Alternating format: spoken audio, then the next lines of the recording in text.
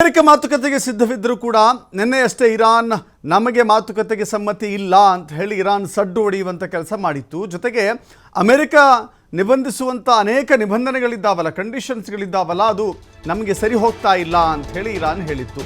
ಅಂತೂ ಇಂತೂ ನಿನ್ನೆ ಪಾಕಿಸ್ತಾನ ಅಂತೂ ಇರಾನ್ಗೆ ಕೈಕಾಲು ಹಿಡಿಯೋದಷ್ಟೇ ಬಾಕಿ.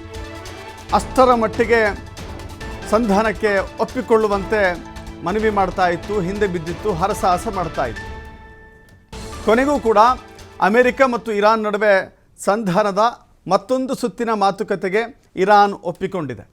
ಕೊನೆಗೂ ಅಮೆರಿಕ ಜೊತೆ ಸಂಧಾನ ನಡೆಸಲಿಕ್ಕೆ ಇರಾನ್ ಓಕೆ ಬರ್ತೀವಿ ನೋಡೋಣ ಅಂತ ಹೇಳಿದ್ದಾರೆ. ಅಮೆರಿಕ ಜೊತೆಗೆ ಚರ್ಚೆಗೆ ಇರಾನ್ನ ಸರ್ವೋಚ್ಚ ನಾಯಕ ಒಪ್ಪಿಗೆಯನ್ನು ಸೂಚಿಸಿದ್ದಾರೆ.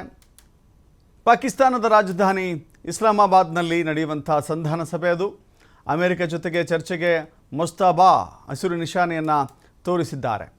ನಾಳೆ ಪಾಕ್ನಲ್ಲಿ ನಡೆಯುವಂಥ ಸಂಧಾನದ ಎರಡನೇ ಮಾತುಕತೆ. ಬಟ್ ಅಲ್ಲಿ ಏನಾಗಿದೆ, ಅನೇಕ ನಿಬಂಧನೆಗಳಿದ್ದಾವೆ. ಅಮೆರಿಕ ಹೆಚ್ಚಿನ ಪ್ರಮಾಣದಲ್ಲಿ ಹೀಗೆ ಇರಬೇಕು ಅಂತ ಹೇಳಿ, ಜೊತೆಗೆ ಸಂಧಾನ ಅಂತ ಹೇಳಿದರೆ ಎರಡೂ ಕಡೆಗಳಲ್ಲೂ ಕೆಲವಷ್ಟು ಮೈತ್ರಿಯ ಮಾತುಕತೆಗಳು ನಡಿಬೇಕಾಗತ್ತೆ.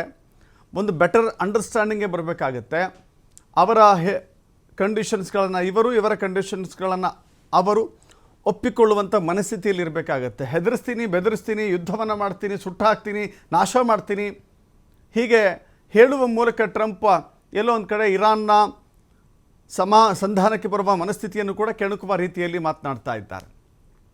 ಸಂಧಾನಕ್ಕೆ ಬಂದರೆ ಸರಿ, ಇಲ್ಲಾಂದರೆ ಸುಟ್ಟು ಹಾಕ್ತೀನಿ, ವಿನಾಶ ಮಾಡಿಬಿಡ್ತೀನಿ, ಸಂಧಾನದ ಮನಸ್ಥಿತಿಯನ್ನು ಕೂಡ ಕೆಣಕುವಂಥ, ಪ್ರಚೋದಿಸುವಂಥ ಬಾಯಿ ಮಾತಿನ ಟ್ರಂಪ್ ಹೇಳಿಕೆಗಳು ಇರಾನ್ನ ವಿಚಲಿತಗೊಳಿಸ್ತಾ ಇದೆ. ಹೀಗಾಗಿ ಇರಾನ್ನ ಅದೇನೇ ಆದರೂ ಪರವಾಗಿಲ್ಲ, ನೋಡೋಣ ಅಂತ ಹೇಳಿ ಸಡ್ಡು ಹೊಡೆಯುವಂಥ ಕೆಲಸವನ್ನು ಮಾಡಿತ್ತು.